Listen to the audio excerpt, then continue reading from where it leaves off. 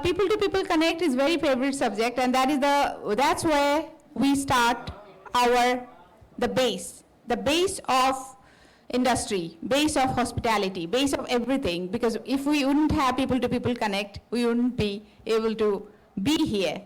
So people to people connect is very important. So here, Mr. Jaiswal, how much it is important for your business to have the people to people connect, and for your business, people to people connect for your business, how much it is important, and the vice versa. What is your opinion for that? Thanks, Nupur. In terms of my business, I run a software development company, mostly in digital transformation. So any business, so to say, there are two aspects. One is transactional, commercial, other is part, right? And when you talked about people to people connect, it's my personal thing as well, especially in the context of Japan and India. Primarily because I lived there and quite impressed and involved, immersed in the culture ecosystem of Japan when I was living there and continue now. So any business, coming back to this one, if you talk about business, not in our business, IT services development, product development, the partnership aspect will come only when there is a people-to-people connect. If there is no people-to-people connect, it will remain transactional, one-time kind of a commercial arrangement, and that's over. And Japanese culture, Japanese businesses, when you work, those who have worked with Japanese business, they know it is for long term. It's not short term. It works for long term. And that short term things doesn't live for longer. It's not there actually. And then people to people connect, as Mr. Raj was talking about, the solid foundation is built upon a solid foundation. You need to have foundation to know each other. And how it works is not by just going once, twice. Of course, Isogai-san, he's a guru for everyone, but I just take kind of 30 seconds on that. All our Japanese meetings in a company in Japan, there in Japan, of course, it starts in time, but people come 10 minutes before. And the 10 minutes before, we talk about kind of building relationship. That was the thing. Meeting not start back on the subject. 10 minutes before we come, we talk about a subject, talk about the personal things, build a rapport, build the context, build the foundation. So the most crucial aspect of any business, not our business, is people-to-people connect. Without that, it can't have any partnership arrangement. It's impossible. Thank you. Thank you so much. I think it's not working, but thank you. So here, the Isogai-san is both countries' experience and running the consultancy. What is your opinion on that? Well, I do agree with Sudhir-san. For any business, large or small, in any industry, no matter what you do, what you like to do, or start business, the most critical and most important is the people-to-people connect. Why? Because the result will come with the people and to people connections all the time. Without trust and respect, no business can survive or to be successful. That's why I really need to tell you all people here, if you are interested in success in business, people-to-people connect is the most critical and most important #1 priority. Thank you so much. Now the next speaker, I'm going ahead. He is very unique. What he's doing the real estate in Japan. He is providing the houses who are going from India and looking for very comfortable house. So I think people to people connect starts from there. And I think when someone think about Japan, they think where to live, what to eat. And that's that problem he's solving. So Rahul, I'd like to highlight that and tell about how real estate is kind of contributing in people-to-people connect. Absolutely. Thanks, Nupur. First of all, I'm really privileged to be part of this, and especially in this, the dignitaries as well. Isogai-san and Sudhir-san, thank you so much. So first of all, real estate, I had no clue 10 years ago that I would be into real estate and I would be running this business. So what we do is basically providing service apartments. Initially, I started with this just So as we know in Japan, we call it as ningen kanke. Ningen kanke. So basically people-to-people relationship. And this is one thing in my 24 years in Japan that I have learned in Japan, that everything that works, especially in a country, and this is specifically that I've seen in the eastern part of the world, is that most of the times things work based on your relationship with people. Someone has rightly said, it's not your work, it's your network that defines your success. And real estate also started, so there are these sessions that we used to have long ago, where we used to meet people. And that is where I actually got this opportunity to come into the real estate business. And so when I started this, it was only about serving Japanese people there, the typical Japanese way. And recently I realized that a lot of Indians now, I also was speaking earlier with a lot of people here, and some people are there in the tourism business as well.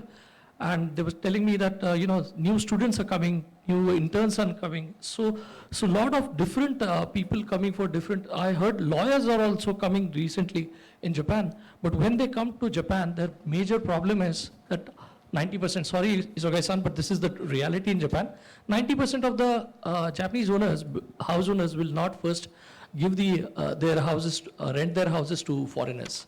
Right? The remaining 10% would agree, but there are a lot of conditions, and there are a lot of challenges that people have to go through.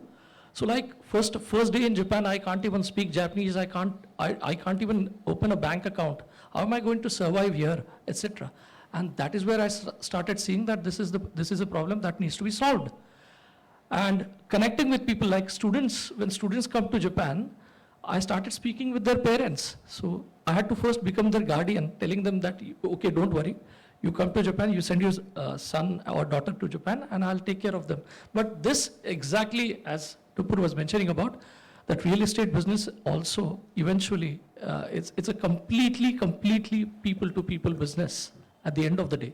So your connections with every single thing that you have to move. And this one thing, the one great thing that I've learned in Japan, the ningen kanke, right? As people say, anyone who has good connections, they say 𝗕𝗂𝗶𝗶 hiroi, right?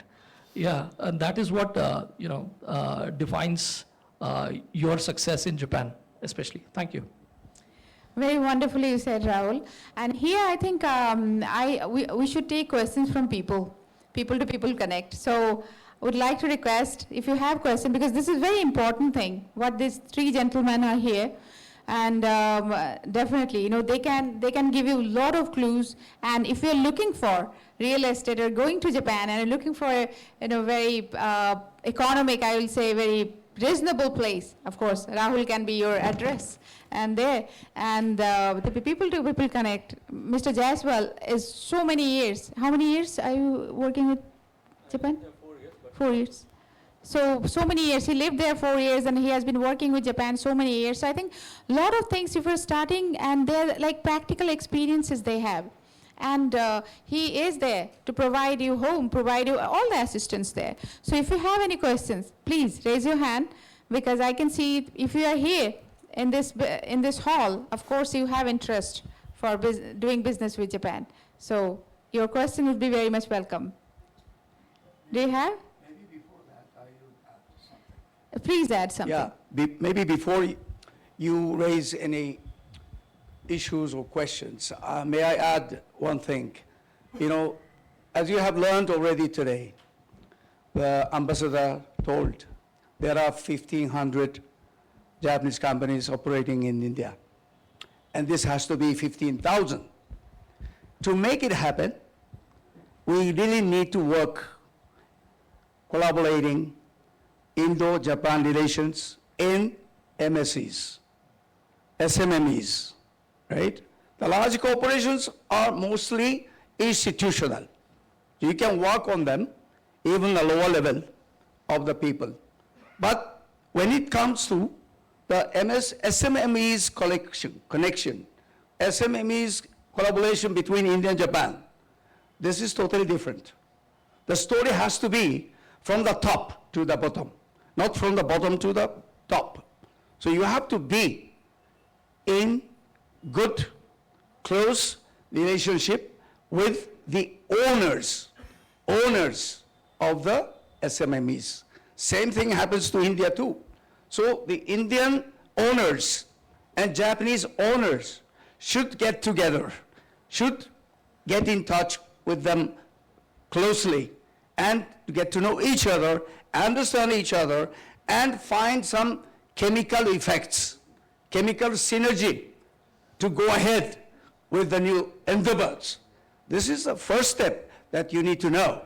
Large corporations, okay, they have the technology, products, they have the services, and Indian large corporations too. They can work institutionally from the bottom to the up. But small, medium corporations, it is critical to start with the top to top communications and connect. Thank you so much. Now I think, yes, please, you can ask your question. Volunteer, Mike, please. Hello. Hi. Thank you so much, first of all. I think it's been a wonderful event. It's been great hearing so much about Indo-Japan relations and how we seem to be heading in a fantastic direction in a very collaborative space. I had a slightly long-winded question, so please bear with me for a minute. But we're a bunch of entrepreneurs trying to build out something across the world, and especially for Japan.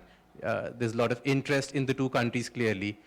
Now, we see so much traction with respect to, at a policy level, at a global level, India and Japan are so well connected. There's so many events like this that are happening. We have such esteemed guests coming in. But when, I'll frame this slightly differently, but when we come down to the implementation of a lot of the programs that we've seen at a bilateral level, we see less traction, or we see less movement. As you mentioned at the beginning, that we have 1,500 students right now. We have to get it to 15,000. If we compare that with some of the other countries that we have had so much bilateral relationships with, that number skyrocketed very rapidly. It's great at the Indo-Japan level that we are building out that foundation. But I'm just wondering, as entrepreneurs, if we want to start contributing to the Indo-Japan relationship, how do we actually go about finding the right people to partner with in Japan and showcasing what we have to Japanese companies and vice versa? Because that's, I think, where a lot of us do feel slightly difficult. Who is your question for? I think it's an open question to the panel, so but I feel, Thank you. So if you're talking strictly from business perspective, let's be clear, there has to be commercial interest. So you find area of mutual interest, so to say. So take an example, sustainability is a matter of interest for people, industry of both the countries, right? So first you have to find, you just can't be in air that we want to work together. You know, you have to freeze in, focus on something, you'll work on what, right? At least that should be clear. And then you're talking about, once you have clarity that need is there and your company or your business, you need to fulfill the need or solve a problem, right? That's how it should start. It can't start in air, you know it, right? Because it will not be viable otherwise, correct? So once you have figured out that there is a scope for doing this, you have to fine tune it. Then definitely there are agencies to help you out. For example, for Japanese context, the JETRO is there to help you out, right? Okay. To do the matchmaking part of it, right? So that's one part can be done commercial level. But again, the thing is, has to be more immersive. It can't be just go and solve a problem. As Isogai-san was talking about, is the trust to be built in, right? We have to, and the one contextual thing here is that with the Japanese context, you have to believe and you have to make believe others that you are there for 100 years, right? So that trust has to be built in. So it may be a little longer time to do that thing. Can you wait for it? Do you see mutually exclusive situation or you have many options? That industry has to decide, right? So there are agencies who can help you out. JETRO, I mentioned it, and India also there are many agencies who can help you out. There are many consultants there are many of them, and many companies are there. So IT services, all the big names of IT companies are there in Japan. Everybody is there. It's not there. Many companies are there, right? The thing is that your objective to be clear and find a specific problem to be solved, which is a mutual interest. Mutual interest is crucial. Else it's difficult to build upon, right? Purely on commercial interest, if you're not solving a problem elsewhere in the other country, it may not work. I'm not sure how much I answered your question. No, definitely did. That's the starting point. Absolutely. Commercial interest, absolutely right. Any time we go out to do a business, commercial interest should definitely be there. We feel we have that alignment. And then the first alignment, and of course backed by the action. And then you have to have a trust among, as you said, large companies, no need anybody. They can do on their own. The real thing is at MSME level, right? And therefore it is important to have a culture of trust and faith to built in. Isogai-san, you want to add on this? Yes, in addition to what Sudhir-san said, after those processes done, now you're getting into partnering somebody. Now is the question, how you can find the great or best partners. This is the big challenge actually. There is one shortcut that I can recommend as a freelance advisor to MSCs, SMEs, MEs in India and in Japan. I always talk to the people, SME owners. Please, first step is to hire somebody who knows Japanese language, who knows Japanese culture, Japanese habit of business, who have experience in working in Japan, fluent in Japanese language, and they will help you understand and to connect with the right people. Of course, it will take time until you get to the right people, but the process will become easier. That is my recommendation to all. So, Rahul, how would you address from real estate view? Well, my experience, working with Japanese clients, I mean, I've been in my past, I've been an IT programmer myself, and, real estate has been my passion for last decade plus. And, but in this entire process, right, I've been through a lot of large MNCs as well and SMEs in the IT sector. And one thing I learned that their expectations never end. They're ceaseless, okay? Very different from the US and the European clients. Japanese clients are, I think Agile and these technologies also came in from, possibly from Japan itself. Their expectations is like they will expect a person, if they are hiring someone, their expectation generally would be, they would look for a sumo with Bharatanatyam skills, which is not practically possible, right? And this is very common. But what I would agree with both the gentlemen that first, you need to have the commercial aspect covered. The second, you need to have a USP. Rather, I would say today, large IT organizations per se, or any organizations, at times are struggling in Japan. But in fact, small companies with specific skills, with a USP, and that too in a product sector, especially where Japan is lacking, that is one area where you can be successful. So to answer your question, right, what you need to be specifically doing is obviously go with that passion, full-fledged, focused, razor-sharp focus on Japan, have Japanese-speaking people.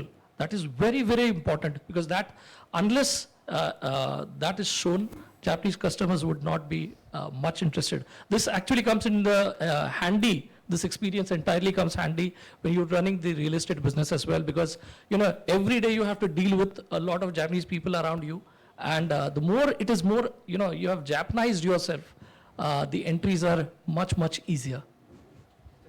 Thank you. I'll just add one thing.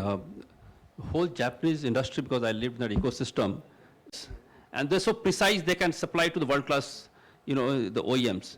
So it's more of specialization that we must understand. The quality part, the reliability part, reusability part is very fundamental, not just a kind of a product which offer to the market. This is very, very fundamental thing to understand. Yes. Okay. Yeah, just one more addition. There are so many exhibitions being conducted, organized in Japan throughout the year, specialized in some segment of the business, specializing in some industry segments. There are so many exhibitions going on, just like here also in India. So you can take advantage of those exhibitions and to see what kind of technology they are exhibiting and what kind of technology you may be interested in getting into your business. But at that point of time, you need somebody who understands Japan, who speaks, communicates in Japanese language. Otherwise, you cannot get in touch with people. Those SMEs are very lacking of manpower. They have very limited resources.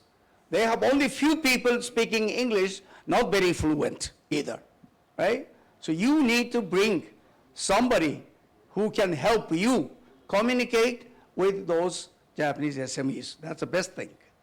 Thank you so much. Thank you very much. First of all, I'm sorry. I'm a desk officer. He's my boss who asked the question. He's former ambassador, and I'm desk officer. So I'm supposed to clear the files before 5 o'clock. And I had no other option but to go back. I think the question is very pertinent. It was referred in between that the Japanese language or without Japanese language, it is difficult to do business in Japan. And I say culture is actually part of Japanese language. There is no culture in Japan without language. I have in my PPT 2-3 words which will explain that. If you say ikebana, it's not ikebana, it's flower arrangement. It's a bouquet. Ikebana means the flowers are live. They have life in it. That is ikebana. That's the culture of ikebana. If we say sado or chado, then the do in sado actually means way of life. Way of life using tea, or way of life using the tea related elements. So sado is actually a combination of meditation, due diligence, peaceful, calm environment. Now all these things are coming through language. So I would say if one learns language, then culture will automatically come. Otherwise we'll be picking up the culture from Google, which may not be the right understanding or interpretation of the culture. When it comes to business, then culture is very important because Japanese have a system called kikaku, which means plan, or going as per the planning. And they will not change even a bit if the plan is made. So question of getting late or question of something coming in between does not arise, whatever might be the reason. Now this is work culture. And the same work culture applies in the manufacturing. In my PPT I have done just a while ago an example of 𝗕𝗂𝗶𝗶 and monozukuri. Should I do my PPT? Because they might be all known to you. These are the factors which you can read. I will give a PDF file of my PPT later on, which can be shared with all those who have participated here. This shows basically that India-Japan relationship has got historical, spiritual, social, deep impacting, diplomatic, political, goodwill and trade relationship. So it means it covers all dimensions of relationship. Some of the important examples are listed below this.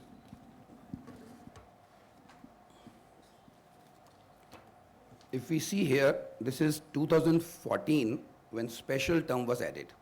This special was added to global and strategic partnership. And special means really special. And this special, actually, I heard many words like deeper defense cooperation, deeper strategic cooperation. But the actual meaning of special is that the Japanese agreed with the Indian side to set the target. That is 3.5 trillion Japanese yen investment through public and private investment, which was a bit unthinkable till 2014. So addition of new domains took place. The 𝗕𝗲𝗁 Forum came in place. 𝗕𝗲𝗁 Forum is India-Japan cooperation in the Northeast. Then India-Japan cooperation in the Indo-Pacific, including Africa. This is a third country partnership or trilateral partnership. Then deepening and expansion of this partnership. All these elements keep coming thereafter, but as per the targets. The Kaizen was introduced into the system itself, and to do so, IJICIP, that is India-Japan Industrial Competitive Partnership, was introduced. This platform uses, or you can say this platform brought in all the joint working groups under one umbrella. So this was a big Kaizen, or rather unthinkable Kaizen. It's different ministries, their joint working groups coming under one umbrella. This was just unthinkable till then. And after this, fast track mechanism came in. Fast track mechanism means the Japanese can raise their issues. Those issues will be listed up and then will be answered or responded. And there are three categories. One is something that can be solved with efforts. There is another category which cannot be solved. And the third category you can say is the gray one, where the efforts are being made, and depending on the efforts, it may it may be responded positively or it may take longer time. The target for the 22-27 is 5 trillion Japanese yen. Now this very clearly shows what the special meant. And what it means is that 27, beyond 27, there will be a new target. And this time again, the target will be much higher. What we want beyond 2027 is equitable, more synergetic, beyond bilateral partnership. So what probably you were talking here, that there is a supply chain, there is an ecosystem, you manufacture in India, most probably India becomes the hub, and we manufacture in India, for India, and beyond India. Efforts are on towards that direction. Now action plan, what you really need to do is that the action plan on previous works, previous agreements, Ambassador Wadhwa talked about 70 platforms. There are 50 plus active plus slightly active platforms which are available. Those platforms we need to see whether they are working as per the requirement or there is a change required. This is what is the Kaizen. To my Indian friends, I would say, including Japanese also, I would like to say that we should do the reassessment of the needs and the gap for improving and working on the output and outcome. And for this, we have academia friends also sitting here, so each one has role to play. Academia, researcher, industry, the policy makers, they all need to synchronize. This is about the conclave. I just listed the items which are there in this particular conclave. I would like the red line, 𝗕𝗂𝗫𝗃 𝗫, maybe immediately after it's over. And maybe what you can do is probably look at each and every item and see whether there was something which was targeted, whether that has been achieved or not. If not, then what needs to be done to achieve that. And when we go to people connect, there are various mechanisms listed here: TITP, SSW, JIM, JEC, industrial township, internal training mechanism, working on tourism and cultural exchanges, because tourism also, last year there was a record of Indian people who went to Japan as tourists. And education also, scope of, all these items will basically ask for education, internship and employment. So this is my request to the Japanese who are present here, that if they can facilitate education of Japanese systems or Japanese language for Indians, give internship, and then if possible, employment. And to do all this, the only factor which we say at MEA now, the important factor is people-to-people connect, but the people-to-people connect means Japanese language. Do Japanese language, connect will happen automatically. What you are hearing from Nupur is actually because of language. If you don't speak language, you will not have that much access in Japan. So it's very clear that it's only the language which is the most important. And this is the table which you can see later on. If you need to, this is for the industry participants. If you need to follow some standards, this is based on my survey done in Japan and then followed by that in India. How many hours of classroom learning required? What will be the per hour cost by hiring a teacher? And how much time one student will take to reach N3 level, or N3 level is not the minimum required. I would say the minimum required is actually N1. N1 and beyond, only you start understanding Japanese culture. But N3 is the beginning, and once you are in Japan, then you can go to N2. I think earlier also a speaker was saying that N2 is required. I would say N1 people who come to me, I find they need to study more and more. So the limit is very high, but you can start with N3 level. This is what we are doing at MEA. This also you can see later on. The important point here is that if you see the red lines, this is tried and successfully tried, where employment letter was issued by a Japanese company to IT engineers, subject to a condition that they will pass N3 level. All of them are studying. I hope they'll clear. They're already in Japan. If they don't pass, they will have to come back. Such models are working now. And now let me come to the culture part. This is 𝗲𝗠𝗃𝗃. You know, the Japanese who are here, they can use my slide to explain to Indians that 𝗲𝗠𝗃𝗃 and manufacturing are different. 𝗲𝗠𝗃𝗃 actually has got Japanese heart in it. It has got due diligence into it.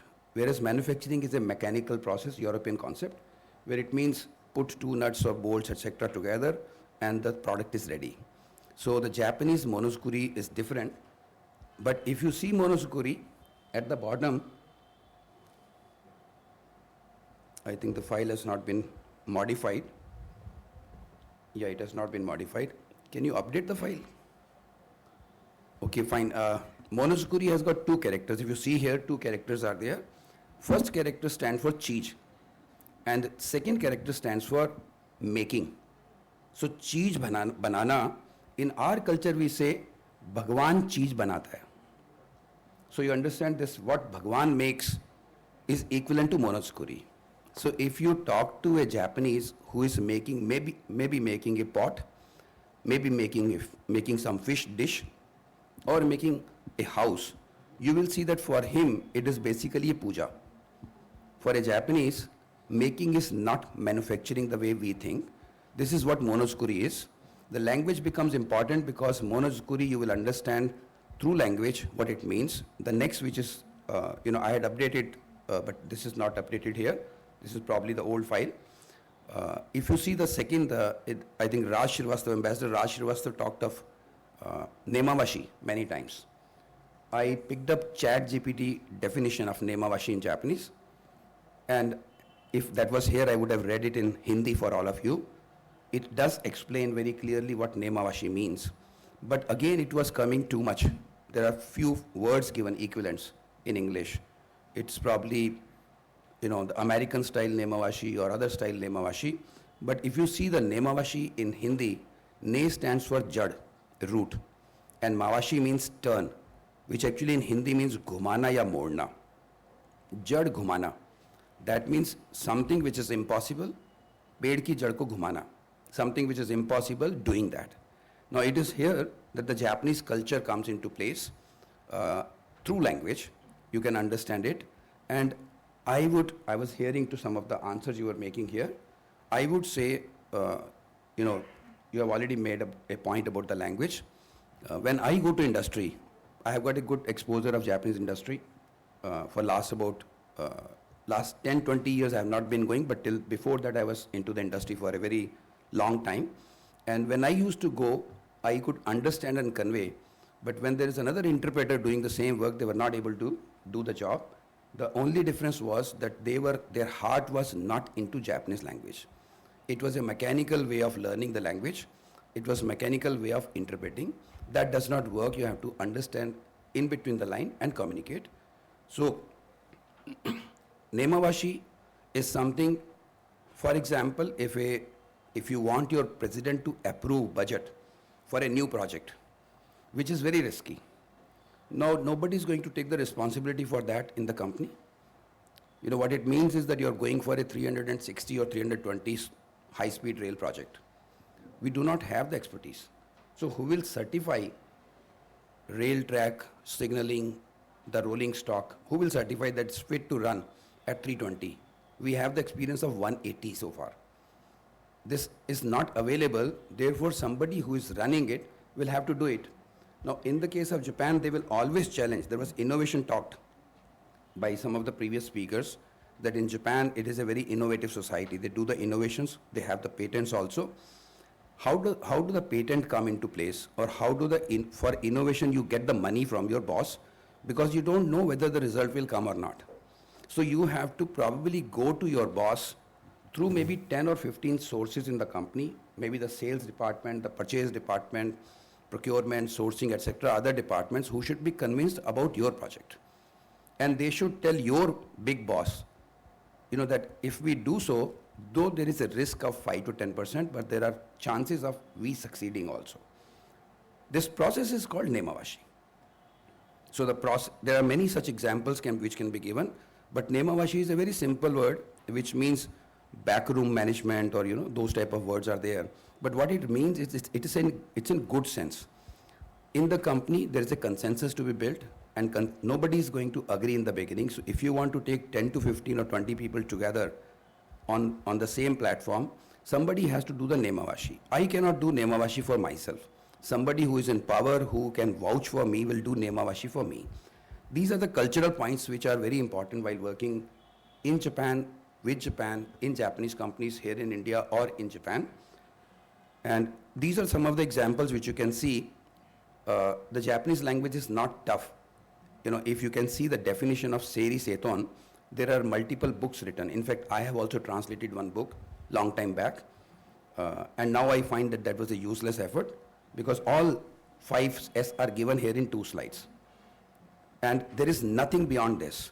And if you read this word by word, it is just equivalent to, you read it in Hindi, the definition gets translated. It's not the meaning, it's the definition. And same is true about the TPM and TQM also. This is 𝗕𝗄 and 𝗕𝗂𝗍𝗄 and 𝗕𝗂𝗁. Now these are the 5 slides which give you the Japanese definition, word by word Hindi equivalent, and Hindi makes sense, though it may not grammatically be very correct Hindi, but it makes sense. If you know Japanese language, you can understand maybe using Hindi to that extent. My last slide is about another concept which I thought is very important, that is Kaizen, which has been used very often in today's discussions also. There is another word called Kairyo in Japanese language. If you see the bottom line, then you'll find that the Kairyo also means same thing. Kairyo also means making something good or improving, etc. Kaizen also means improving. Some people say continuous improvement. In English, there is no scope because in English, the type of, the heart which is put in Japanese language or by the Japanese, in the Japanese culture, that element probably cannot be equated. Also means, but if you see the kanji, the 2 kanji used in the case of Kairyo, the Kairyo stands for reform, but towards good. Whereas Kaizen means reform towards virtuous. This is what a mother in India wants a child to become, virtuous every day. That is what Kaizen means. That's all from my presentation. This will be available to you. Now I can answer if there is any question. You. So now I think we are coming to end of this session, and thank you so much, gentlemen, for joining, and wonderful it was having you all, and definitely it is just the beginning. We will be taking your separate interview because we have our platform Connect India Japan about this, about the everyone, you have the platform, do send us questions accordingly. Here is the Rahul who is taking care of the entire real estate of Tokyo. If you have any problem, he's going to do that. There is Isogai-san, there is Mr. Jaiswal, and definitely Sensei is there to teach you what is Japan. And he is here he will teach you entire Japan. So maybe last question we'll be taking. Anyone has any after seeing that presentation? Yes, ma'am. Konnichiwa, minasan. I know everybody's tired, that's why I'm raising my voice. I'm 𝗕𝗂𝗏, and I run a travel brand called I Love Japan. I promote Japan tourism from India.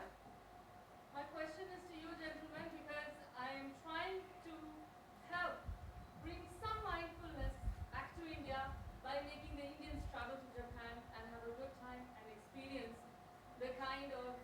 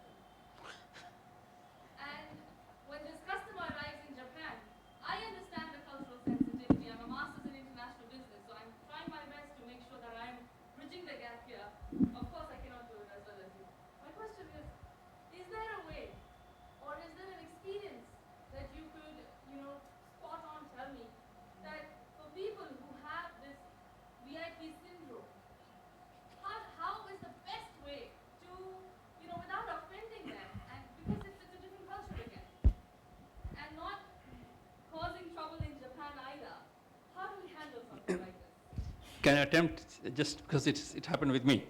So, of course, I worked in corporate. So, you're right, very senior person going.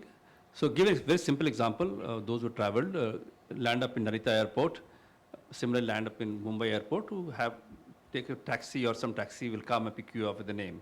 There you just come out, book a limousine bus, and come to the city. It's so common for every person there in Tokyo, right? Everybody has experienced that.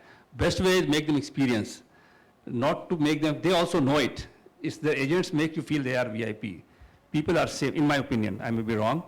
Let them go there, tell them come out of thing, book a bus ticket, sit in the bus, limousine bus, dot you reach in Shinagawa, somewhere in the city, Tokyo station somewhere. And they'll experience it, that they don't need a VIP culture there. Just my personal opinion. What is Sensei, what do you think? Only last week I was with a consulate, CG, the Consul General of Japan, and his wife was also traveling together with him. And it was an official visit. There was a dinner arranged, and she wanted to go early because she was not well. So we have a hospitality, Indian hospitality. So I said, give the food to her first in a plate. She agreed, but then she said that she will not sit on the table because she will be taking independently, and that to first, which she wants to avoid. And she said she'll sit outside the kitchen and take the dinner. Now this is how the Japanese VIPs behave. This is one example, but it will be wrong to say that the Japanese don't have the VIPs. In Japan also, there are multi-millionaire or billionaires who are VIPs. So they take their people together with them to get whatever VIP treatment. And there's a bus. The bus itself will also have some heating mechanism, some simple oven type of thing in the bus itself. So they are provided everything then and there itself as per their requirement, but then the people travel with them, and the cost is taken care of by them. My only concern is that, do you think we should promote and encourage such kind of a movement? Because I honestly believe that it's important to experience Japan for what it is. I wouldn't change. Then I would say what he was saying, you have to do that. But, I am a teacher also. At the moment I am a diplomat, but as a teacher I will say such people should not be taken to Japan. Thank you. But please, let me come in between the two. Please take these people there, give them whatever VIP treatment they want. Take those people who can give that VIP treatment to them together with them. But then show them that, okay, let's have one Sunday or one day as the Japanese do it. We will go only by Chikatetsu, the local train, or by the local bus, and let everybody buy the ticket. You just tell them how to buy the ticket. You can just guide them, let them enjoy that, and let them compare that with the New Delhi metro station. They will automatically understand why Japan is that level. And they will probably bring back that culture to their company also. Thank you. So excellently you have answered, sir. And Rahul, what do you do for your VIP guest in the real estate? This is the last question. Yeah, that's always a question. How do you define VIPs? Many times, at times you experience that VIP also translates into very irritating person.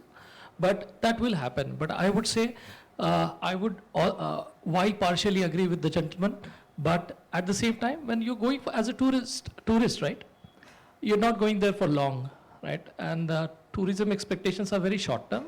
You can't try to educate everyone completely, and you can't expect everyone to behave like a Japanese as well.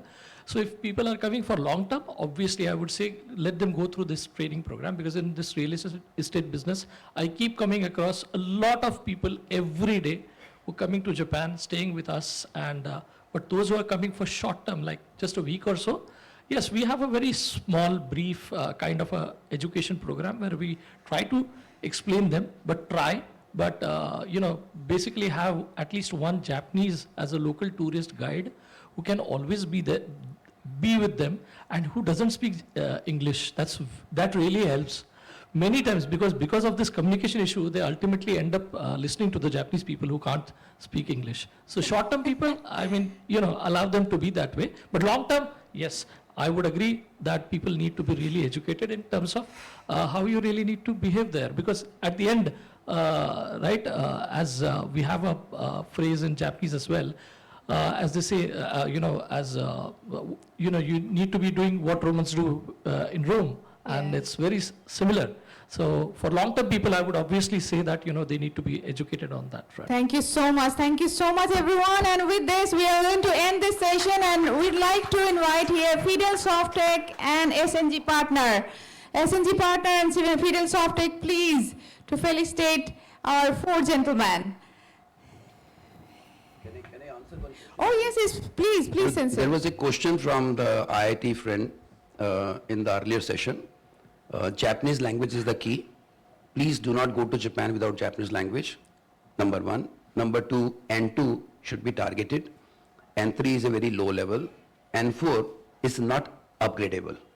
Somebody goes at N4 level, it is impossible or very difficult to upgrade that unless and until that person has a capability.